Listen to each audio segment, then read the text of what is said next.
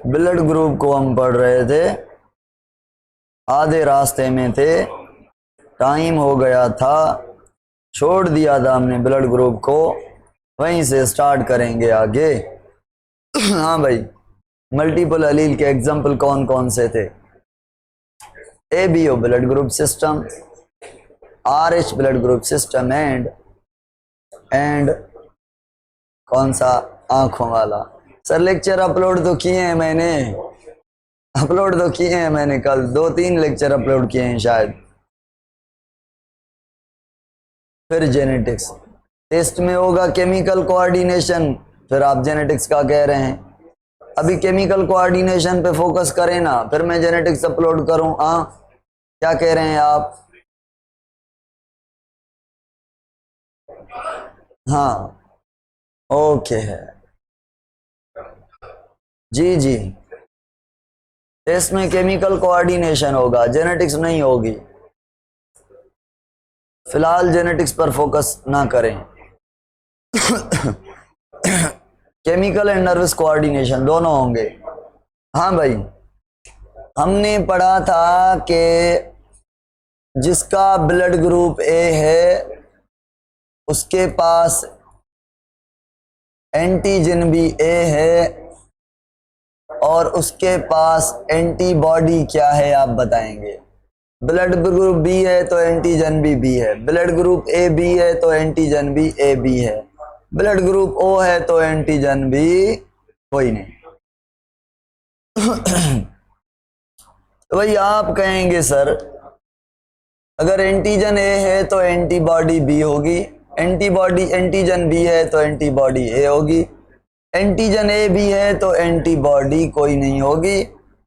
Blood group O है, it means कोई antigen नहीं तो एंटीबॉडी A एंड B दोनों होंगी। ठीक है भाई, चलो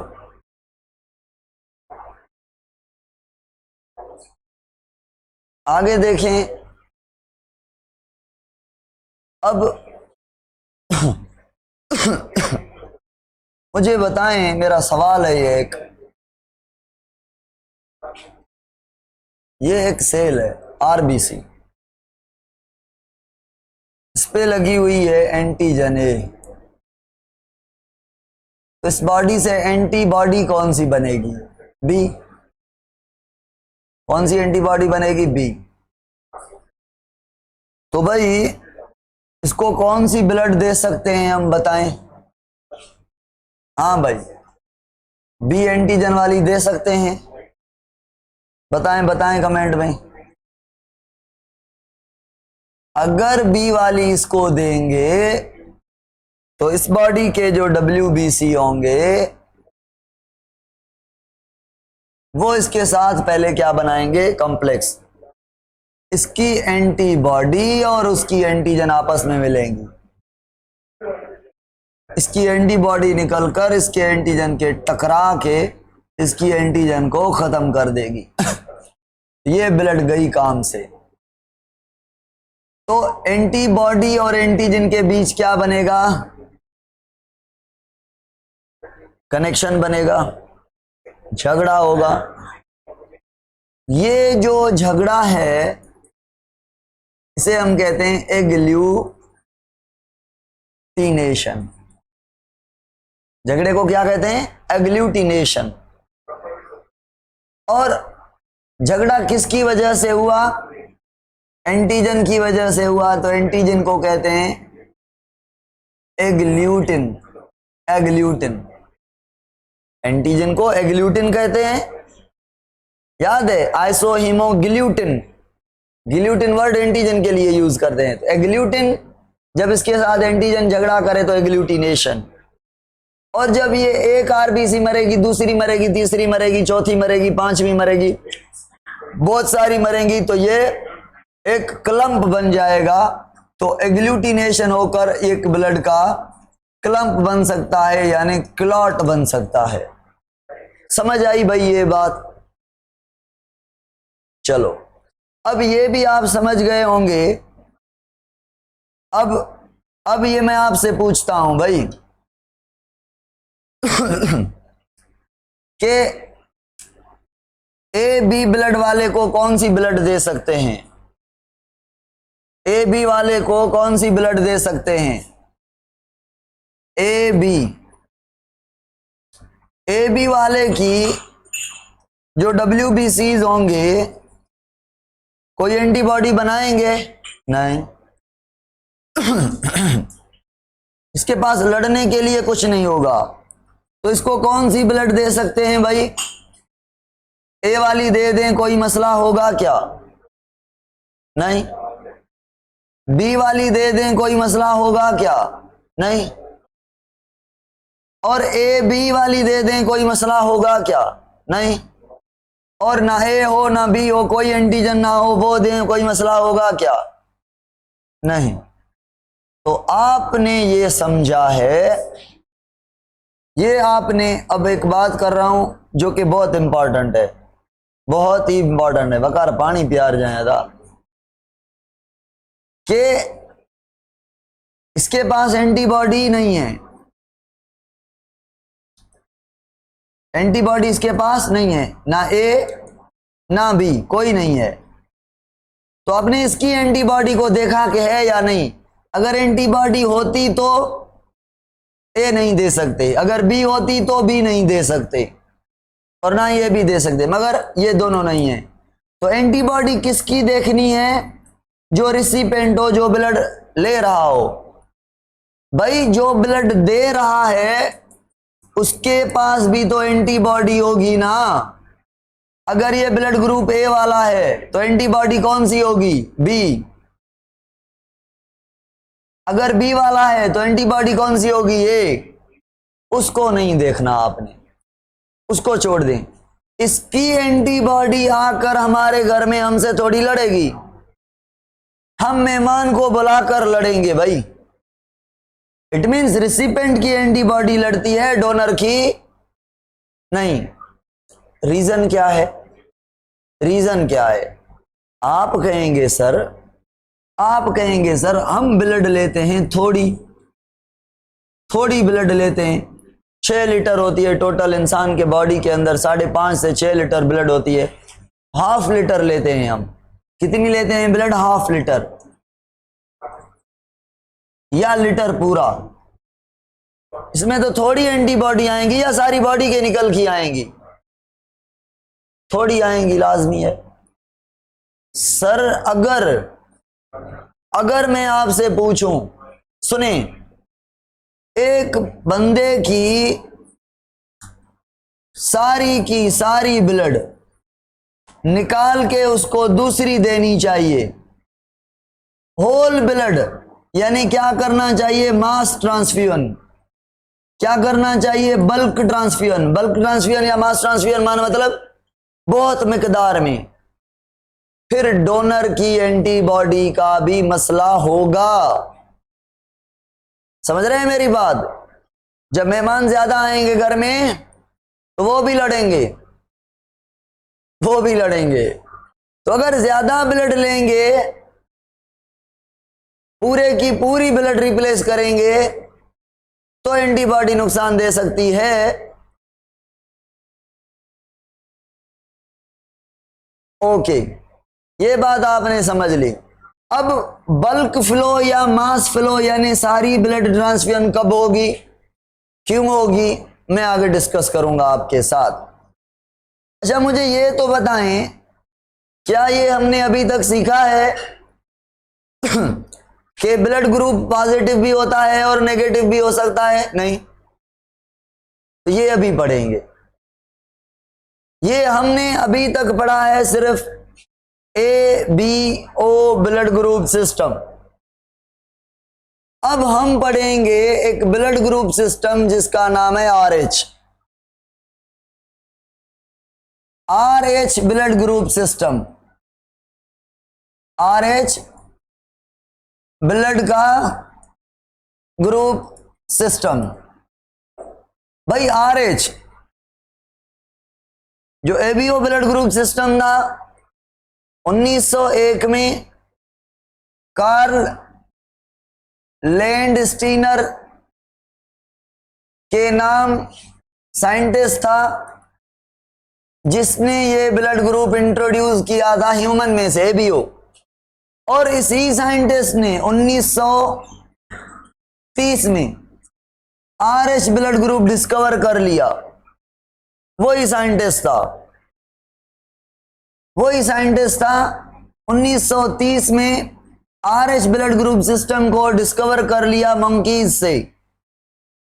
उस मंकी की जो वैरायटी है उसका नाम है र्यूसस मंकी, तो इसलिए इस ब्लड ग्रुप को नाम क्या दिया गया, आरएच। ये मतलब नहीं है कि मंकी से डिस्कवर किया गया है तो ह्यूमन में नहीं होता, ह्यूमन में भी ये होता है। और एबीओ के बाद जो मोस्ट इंपॉर्टेंट ब्लड ग्रुप है, that is Rh. Are you getting? ये भाई सिंध में नहीं है, ये फेडरल में है और पंजाब में है, सिंध में भी है, नेगेटिविटी और पॉजिटिविटी के चक्कर में है।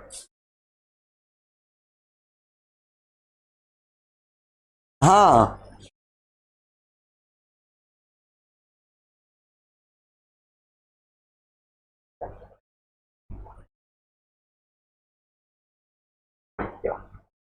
अभी हम ये समझेंगे कि जो ब्लड ग्रुप होता है वो पॉजिटिव कैसे होता है और नेगेटिव कैसे होता है। सुने भाई, एक जीन होता है जिसको कहते हैं आरएच जीन, और इसके फॉर्म होते हैं। एक फॉर्म होता है सी, इस एंटीजन बनाने वाले जीन का नाम है सी, और इसका दूसरा फॉर्म है डी, और इसका तीसरा भी फॉर्म है जिसको कहते हैं ई।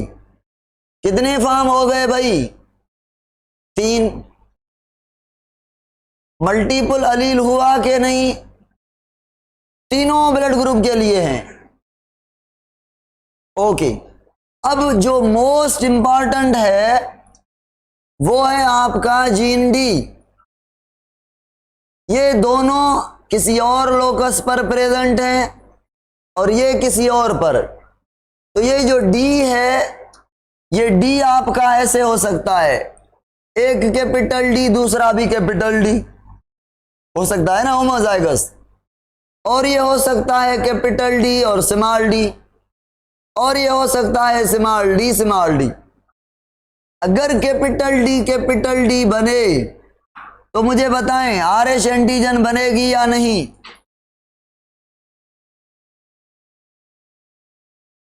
बनेगी भाई। अगर इस कंडीशन में हो फिर भी आरएच एंटीजन बनेगी। अगर इस कंडीशन में हो तो आरएच जो एंटीजन है वो नहीं बनेगी। इट मीन्स ये हुआ, अगर किसी बंदे के अंदर IA है तो इसका ब्लड ग्रुप है ए, मगर पॉजिटिव या नेगेटिव, उसके लिए अगर इसके पास कैपिटल डी है तो एंटीजन बनेगी, इसको कहेंगे पॉजिटिव। बात समझ आई? ये डी क्या शो करवाता है कि आरएच एंटीजन एबीओ के साथ है या नहीं। अगर आरएच है तो पॉजिटिव, अगर आरएच नहीं है तो नेगेटिव। तो ये पॉजिटिविटी और नेगेटिविटी को शो करता है।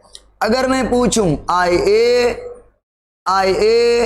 स्मॉल डी, मुझे बताएं ब्लड ग्रुप ए होगा क्योंकि दोनों ए हैं। अगर एक ए होता तो भी ए होता, मगर स्मॉल डी से ये एंटीजन नहीं बनेगी तो ए को नेगेटिव कहेंगे।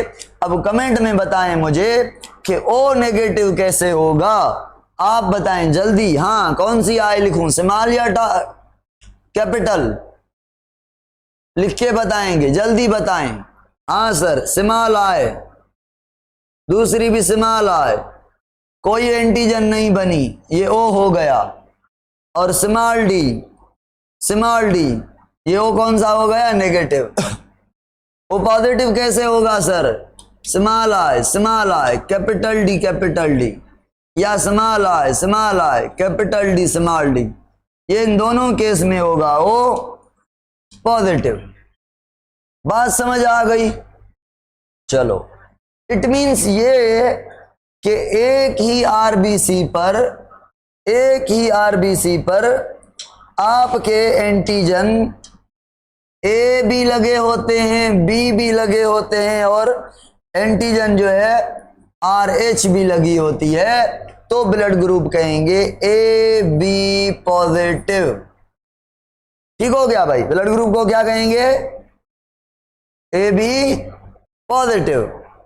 अगर आपके आरबीसी पर न एंटीजन ए हो, ना बी हो, ना RH हो, तो कहेंगे O और नेगेटिव। ये बात समझ आ गई है? तो मैं आगे चलूं, प्रॉब्लम दूं एक आपको।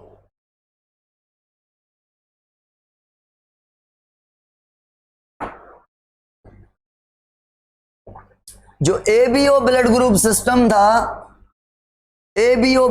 सिस्टम था, इसका जीन है क्रोमोसोम नंबर 9 पर, यानी ऑटोसोम में से 9 पर। ये जो RH जीन है, ये RH का जीन है, जो इसका क्रोमोसोम है क्रोमोसोम नंबर 19वें पर, 19 पर। ठीक है, 19वें पर इसका जीन है, 19वें पर। चलो,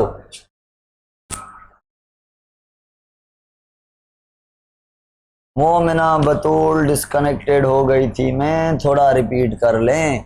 मोमिना बाबा कहाँ से आप डिस्कनेक्ट हो गई थी? मैंने अभी ये पढ़ाया है, अगर एक कैपिटल I होगा, दूसरा भी कैपिटल I होगा, IA तो ब्लड ग्रुप बनेगा A।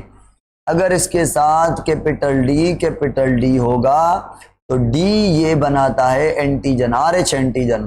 तो अगर A है तो ये ब्लड ग्रुप बनेगा A, और ये कैपिटल D है तो RH बनेगी, तो हम कहेंगे ये A पॉजिटिव है। तो ये D जीन है जो ये पॉजिटिविटी और नेगेटिविटी को शो करता है कि ABO ब्लड ग्रुप पॉजिटिव है या नेगेटिव है।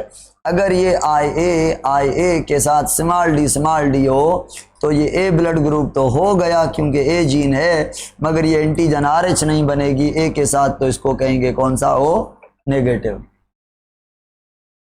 अच्छा, यहां से ABO वाला जीन 9th क्रोमोसोम पर है और RH वाला 19वें पर है। यही बात की मैंने इसे 1 मिनट में, और कोई बात नहीं की थी। बस अब मुझे सवाल बताएंगे सवाल? ये मैं पूछूंगा आपसे सिमरन, ये आपका सवाल नहीं, ये तो मेरा होना चाहिए ना। आप क्यों पूछ रही हैं मुझसे? चलो मैं पूछ रहा हूं भाई। अगर एक मेल है जिसका जीनोटाइप है कैपिटल D या कैपिटल D स्मॉल d, बताएं ब्लड ग्रुप पॉजिटिव होगा या नेगेटिव होगा? ये मेल है। हाँ भाई, आपने कहा होगा पॉजिटिव, यकीन है मुझे, वेरी गुड। इसकी शादी हो रही है एक फीमेल से जिसका ब्लड ग्रुप नेगेटिव होगा, जीनोटाइप बताएं। आप लिखेंगे स्मॉल d। हाँ भाई, अगर इनकी शादी हो जाए तो बच्चे कैसे पैदा होंगे? कौन सा ब्लड ग्रुप होगा बच्चों में? अगर इसको छोड़ें, ये है पेरेंट, कैपिटल D यहां से, स्मॉल d यहां से, क्या बनेगा? Capital D small d। तो सर यहां पे जो बच्चा होगा इसका ब्लड ग्रुप बनेगा पॉजिटिव, जबकि मां है ब्लड ग्रुप कौन से वाली? नेगेटिव। अब मुझे ये बताएं, आप मुझे बताएं याद करें, O नेगेटिव कैसे होता है? O नेगेटिव कमेंट में बताएं। आप कहेंगे सर A एंटीजन भी ना हो, IO स्मॉल d। चलो भाई, अगर ये इसका O ब्लड ग्रुप है, कौन सा ब्लड ग्रुप है? O, तो एंटीबॉडी कौन सी होंगी सर? एंटीबॉडी A भी होगी, B भी होगी, और एंटीबॉडी RH भी होगी। RH एंटीबॉडी का समझ आया? RH एंटीबॉडी भाई सुने, इसके पास A एंटीजन नहीं है या B नहीं है, तभी तो इसको O कह रहे हैं ना। जब A एंटीजन नहीं है तो A ब्लड ग्रुप वाला O के लिए पराया या अपना? पराया। तो A के लिए हथियार तैयार हो गया, बी एंटीजन नहीं है तो बी वाला भी पराया, बी के लिए भी हथियार तैयार, antibody A B B B O के पास होती हैं।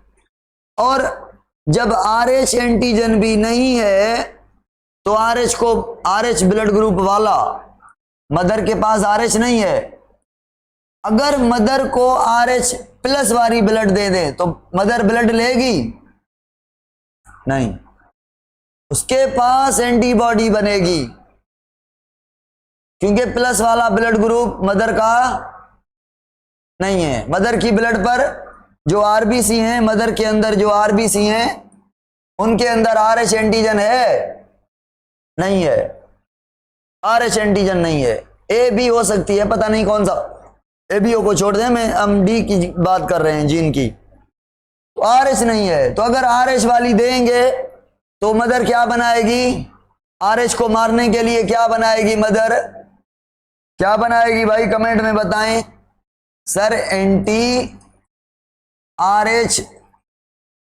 एंटीबॉडी या RH एंटीबॉडी, ठीक है, RH एंटीबॉडी, RH एंटीबॉडी, चलो एंटीबॉडी RH। अब इसको हटा लूं मैं, एंटी को छोड़ दें, ये मैं आगे दूसरी बात है बताऊंगा। RH एंटीबॉडी बनाएगी तो मुझे बताएं, ये बच्चा पैदा हो रहा है मां के पेट के अंदर, तो क्या मां अपने बच्चे को नहीं मारेगी क्या, कि ये बच्चा ब्लड ग्रुप जो है मेरा अपना नहीं है, किल करेगी, पर कब जब ब्लड उनकी मिक्स हो जाए। बच्चे और मां की ब्लड मिक्स नहीं होती, बच्चे और मां की ब्लड मिक्स नहीं होती, क्यों भाई, ये फिर एक बात सुनी, ये ब्लड वेसल है, ये आर्टरी गई है, ये आर्टरी कन्वर्ट हो गई है कैपिलरीज में, और ये कैपिलरी फिर वीनोल में कन्वर्ट होकर वीन के फॉर्म में वापस आ गई है। ये ब्लड जा रही है, ये ब्लड वापस आ रही है। तो ब्लड कैसे जाती है, ब्लड जाती है, इस ब्लड से ओनली माइक्रोमॉलिक्यूल, मिनरल, साल्ट, आयन बाहर निकलते हैं।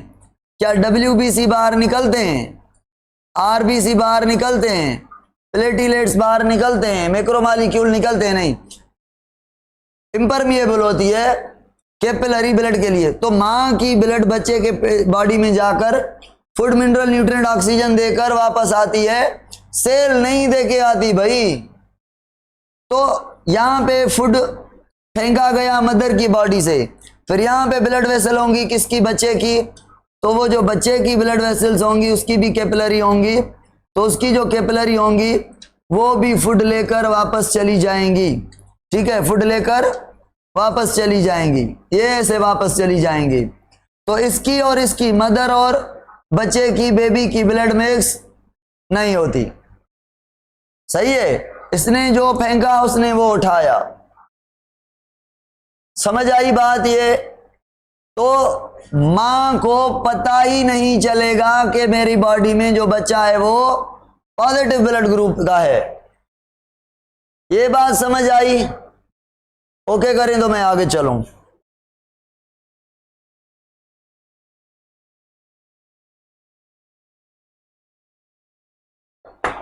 तो भाई मुझे ये बताएं, अगर खुदा ना खास्ता कोई कट लग जाए, कोई कट लग जाए, कोई चोट लग जाए, कोई इन्फेक्शन हो जाए, कोई इन्फेक्शन कहते हैं माइक्रोब जब पैथोजन को अटैक करें, यहां पे ब्लड वेसल को अटैक करें या किसी चीज को अटैक करें, ब्लड लीक हो जाए, मिक्स हो जाए, या कोई कट लग जाए, कोई इंजरी लग जाए, हो जाए एक्सीडेंट हो जाए, कोई शॉक आ जाए, जंप खाने से कोई ऐसी कोई ब्लड की नाली टूट जाए, तो ब्लड मिक्स हो सकती है, उस टाइम ब्लड मिक्स हो सकती है। अगर ब्लड मिक्स हो गई तो मां की ब्लड से निकलेगा क्या, क्या निकलेगा मां की ब्लड से, RH एंटीबॉडी निकलेगी। कौन प्रोड्यूस करेंगे, WBC प्रोड्यूस करेंगे, ठीक हो गया भाई। और ये एंटीबॉडी बच्चे को मारेंगी। अगर ये कट थोड़ी है हर दफे कट लगे या कट लगे इन्फेक्शन हो जाए। कट नहीं लगा भाई, कट नहीं लगा। 9 मंथ प्रेगनेंसी के पूरे हो गए, 9 मंथ प्रेगनेंसी के पूरे हो गए। टाइम है किसका? बच्चे की बर्थ का टाइम है। हाँ भाई, बर्थ के टाइम ब्लड मिक्स होगी या नहीं? प्लेसेंटा टूटेगा या नहीं? टूटेगा ही टूटेगा, ब्लड मिक्स होगी। तो जब बर्थ के टाइम, डिलीवरी के टाइम बर्थ हो रही होगी, तब प्लेसेंटा के टूटने की वजह से ब्लड हो जाती है मिक्स। अगर पहले कट ना लगे, इन्फेक्शन ना लगे, मां बच्चे को नहीं मारेगी एंटीबॉडी प्रोड्यूस करके। पर अगर बर्थ के टाइम होनी है ब्लड मिक्स, ब्लड मिक्स होने के बाद मां क्या प्रोड्यूस करेगी? एंटीबॉडी। पर उस टाइम बच्चा निकल गया पेट से, बच्चा निकल गया, बच्चा निकल गया। जब बच्चा निकल गया तो मुझे बताएं, मां की जो एंटीबॉडी थी वो बच्चे को नुकसान पहुंचाएगी? कैसे? एंटीबॉडी पीछे तो नहीं भागेगी, बाहर तो नहीं आएंगी, बच्चा तो बाहर आ गया। तो बहरहाल जो अंदर बच्चे के बॉडी के सेल रह गए होंगे उनको मार देगी, बस बस। और ये जो एंटीबॉडी है थ्रू आउट द लाइफ बनती रहेगी, और ये बनेगी कब बनी? जब ब्लड मिक्स हुई, जब ब्लड मिक्स हुई। चलो भाई, अब बारी है दूसरे बच्चे की। अब भाई बारी है दूसरे बच्चे की। पहला बच्चा तो भागने में कामयाब। अब दूसरे टाइम जब इनका क्रॉस हुआ कुछ यूं ही, वही कैपिटल डी यहां से स्मॉल डी। फिर बच्चे का ब्लड ग्रुप क्या? दूसरे बच्चे का, सेकंड बेबी की बात कर रहा हूं। पहला बच गया, भागने में कामयाब हो गया। दूसरा बच्चा, प्रेगनेंसी स्टार्ट। अब मुझे बताएं, मदर की ब्लड में क्या है? मदर की ब्लड में क्या है जो पहले नहीं था? एंटीबॉडीज। कौन सी एंटीबॉडीज? RH antibodies. बच्चा फिर से कौन सा है? पॉजिटिव ब्लड ग्रुप वाला। मां फिर वही है, बच्चा भी फिर वही नेचर का है। तो भाई अब क्या होगा? ये बच्चा बचेगा, इस बच्चे को नुकसान होगा या नहीं होगा? क्यों होगा? सुने, मदर के ब्लड के अंदर एंटीबॉडी है, और एंटीबॉडी छोटी होती हैं। Antibody very small molecule. Antibody can easily penetrate out from the capillary, यानी ये फूड के साथ बाहर निकल सकती है। यानी ये मदर की ब्लड से बच्चे की ब्लड में जा सकती है। समझ आ रही है बात? जब ब्लड मिक्स नहीं हुई थी बर्थ से पहले, जब ब्लड नहीं मिक्स हुई थी तो एंटीबॉडी नहीं बनी थी, तो यहां से प्योर ब्लड आ रही थी, एंटीबॉडी नहीं आ रही थी। अब पहले बच्चे की डिलीवरी टाइम बर्थ मिक्स हो गई है, एंटीबॉडी बन गई है, मां की ब्लड में एंटीबॉडी है। जब अब मां दूसरे बच्चे को ब्लड देगी, साथ साथ गिफ्ट में क्या देगी? साथ साथ बच्चे को गिफ्ट में क्या देगी? कमेंट में बताएं। एंटीबॉडी। और ये जो एंटीबॉडी बच्चे के ब्लड में जाएगी तो एक एक RBC को ढूंढ ढूंढ कर मारेगी, क्योंकि ये एंटीबॉडी कौन सी है? RH antibody. और भाई जो सेकंड बच्चा होगा उसके अंदर क्या होगा बताएं? उसके अंदर क्या ये फीचर होंगे? RBC का काउंट कम हो जाएगा, हाँ या ना? बिल्कुल हाँ। अच्छा मुझे बताएं, RBC के मरने पर RBC को दफनाया जाएगा स्प्लीन पर, तो स्प्लीन स्वेलिंग कर जाएगी, मोटी हो जाएगी, क्योंकि जैसे RBC बनेगी उसको मारा जाएगा, जैसे बनेगी उसको मारा जाएगा। तो स्प्लीन जो कब्रिस्तान है, यहाँ पे RBC को दफनाया जाता है, ये भर जाएगा तो ये फूल जाएगी। अच्छा मुझे बताएं, RBC की प्रोडक्शन बढ़ जाएगी या नहीं?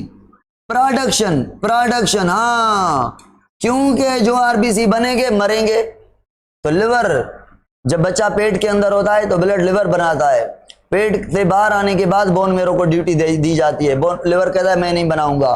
तो RBC की प्रोडक्शन कौन करेगा ज्यादा? लिवर। तो लिवर भी एबनॉर्मल होता जाएगा या नहीं? लिवर भी एबनॉर्मल होता जाएगा। क्यों? वो एक्स्ट्रा काम करेगा। ओवर RBC, जैसे RBC बनाएगा एंटीबॉडी उसको मार देंगी। भाई सुने, अगर RBC को मारा जाए तो क्या RBC से हेमोग्लोबिन नहीं निकलेगी क्या?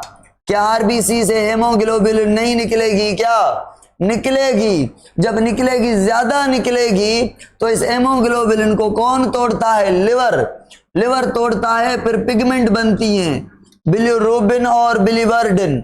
बिलिरुबिन जो कोई येलो पिगमेंट है, जो बिलिरुबिन और बिलिवर्डिन, ये जो ग्रीन और रेड कलर की पिगमेंट है, कुल मिला के ये येलो कलर अपीयरेंस देती हैं।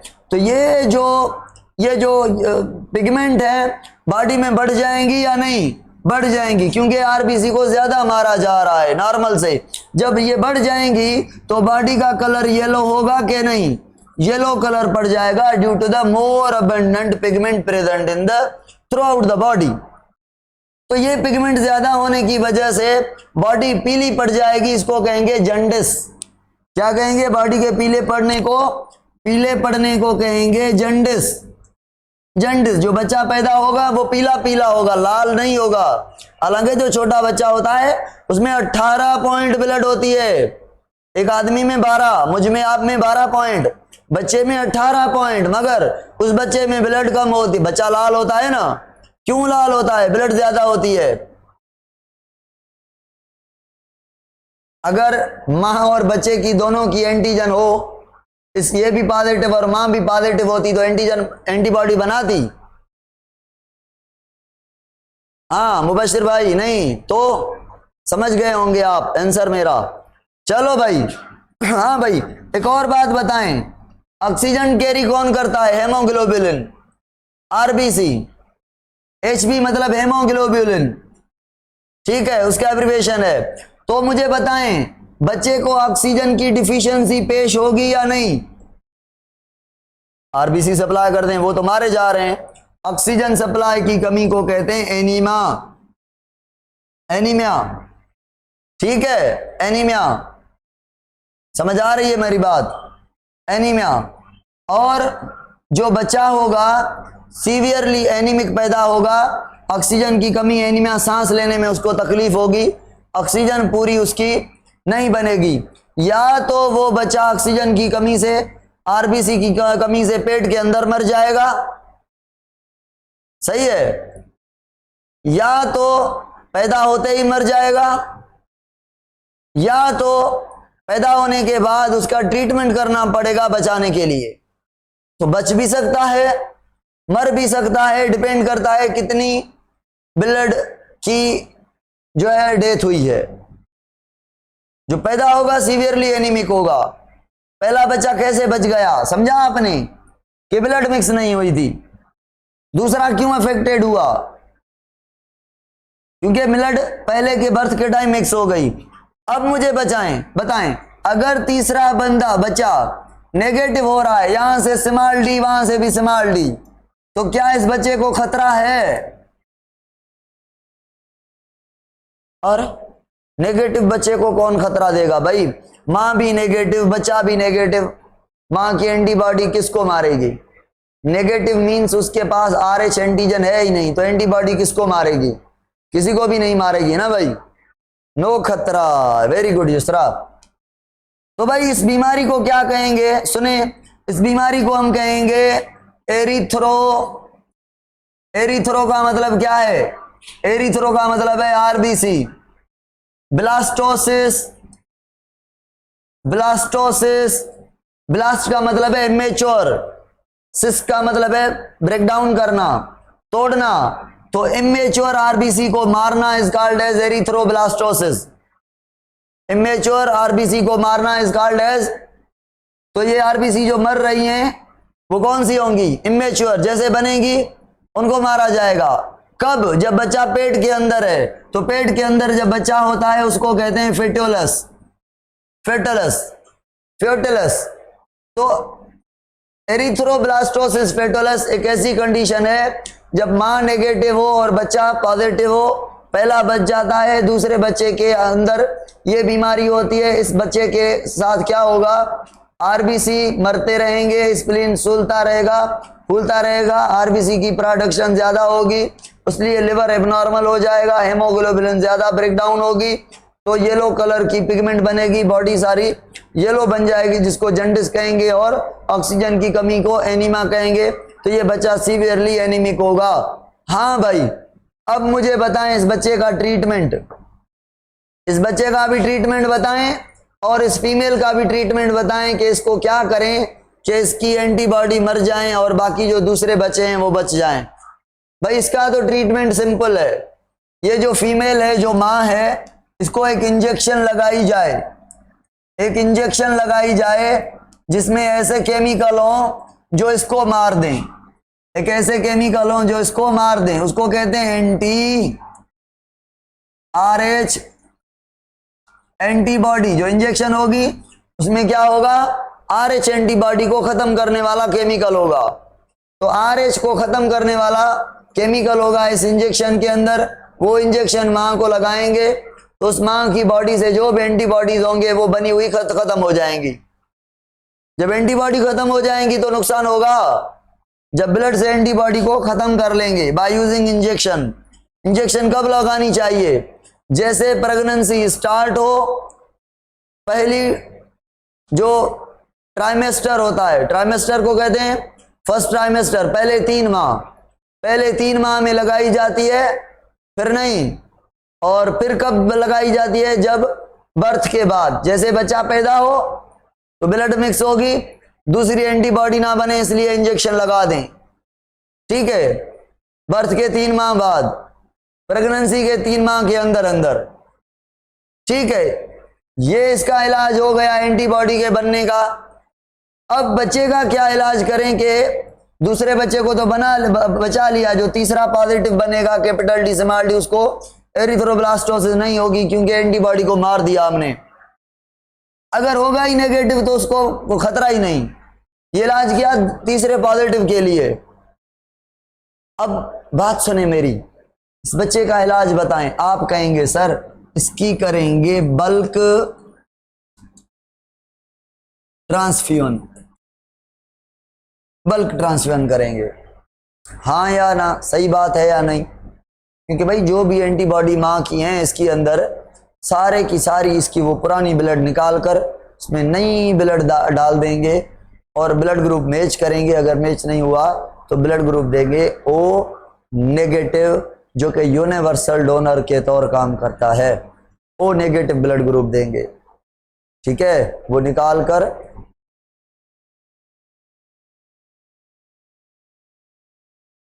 समझ आई बात?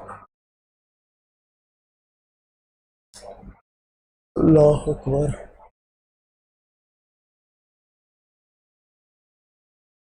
चलो ये आज हमने पढ़ा। अब अगर मैं आपसे 1-2 सवाल पूछूं कि भाई मुझे बताएं, एक मेल है जिसका ब्लड ग्रुप है, सुने मसला है, मसला है, कौन सा मसला है? 2 बच्चे हैं, 2 बच्चे हैं, हॉस्पिटल में पैदा हुए। एक का ब्लड ग्रुप है A और दूसरे का ब्लड ग्रुप है O। दोनों बच्चे जो हैं ये मिक्स हो गए, डॉक्टर से मिक्स हो गए जैसे पैदा हुए। अब इनके बाप और इनके बाप कैसे पहचाने कि ये हमारा बच्चा है? बाप ने ना इसको देखा है ना इसको देखा है, ना इसके बाप ने अपने बच्चे को देखा है ना इसके बाप ने अपने बच्चे को देखा है। ABO के हवाले से कैसे समझें हम?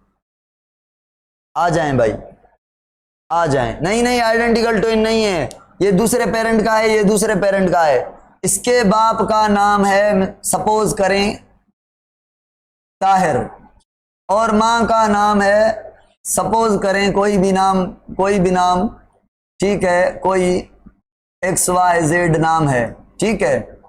और इसके बाप का नाम है जो है तलहा, सपोज करें, और इसकी मां का नाम है मिसेस तलहा, ठीक है। अब कैसे समझें भाई? टेस्ट किया इनका ब्लड ग्रुप, ताहिर का ब्लड ग्रुप टेस्ट किया तो इसका निकला A, और उसकी बीवी का ब्लड ग्रुप चेक किया तो उसका निकला AB। मतलब ये पता नहीं था कि ये ब्लड ग्रुप वाला इसका बच्चा है।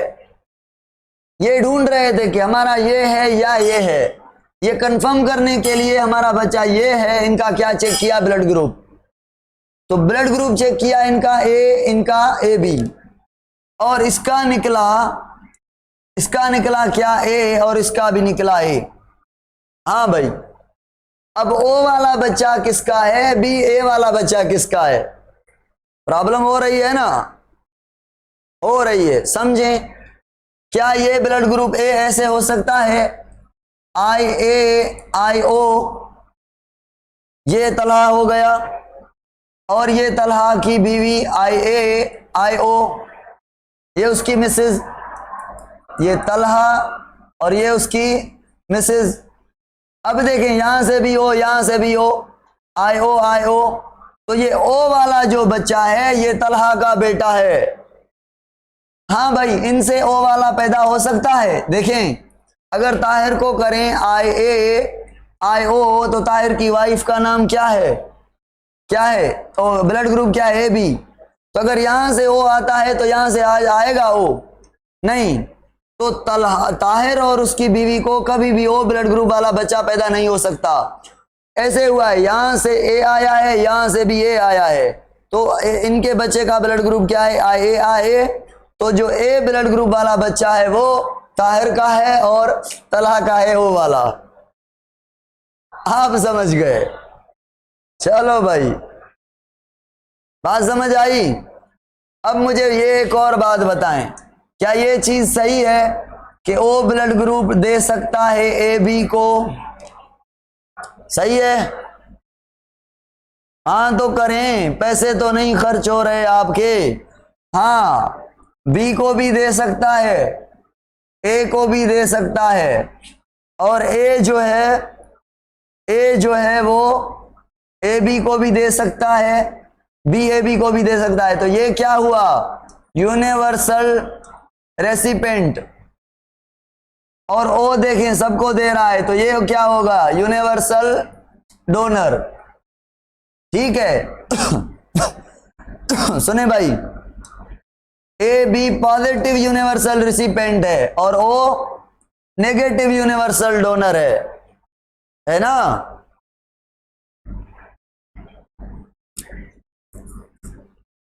अगर ये ओ पॉजिटिव होता, इट मींस इसके पास RH है, तो इसको कैसे दे पाता ए नेगेटिव को। ए नेगेटिव के पास तो RH एंटीबॉडी बनेगी ना, RH एंटीबॉडी, ए नेगेटिव या बी नेगेटिव या ए बी नेगेटिव, जो भी नेगेटिव होगा वो RH के लिए एंटीबॉडी बनाएगा। तो RH इसके पास है तो ये मर जाएगी, नेगेटिव के पास नहीं जाएगी। तो डोनर कौन सा होगा, डोनर कौन सा होगा, नेगेटिव, और रेसिपेंट कौन सा होगा, पॉजिटिव। भाई सारी एंटीजन है, ए बी है, बी बी है और RH भी है, तो अपने आप को मारने के लिए एंटीबॉडी पैदा करेगा क्या, ये कोई एंटीबॉडी नहीं करेगा। इट मीन सबको, किसी को भी नहीं मारेगा, सबसे ब्लड लेगा, सबको वेलकम करेगा, इसलिए यूनिवर्सल रेसिपेंट है। It's all about today. We will discuss tomorrow the next topic, that will be epistasis. Okay.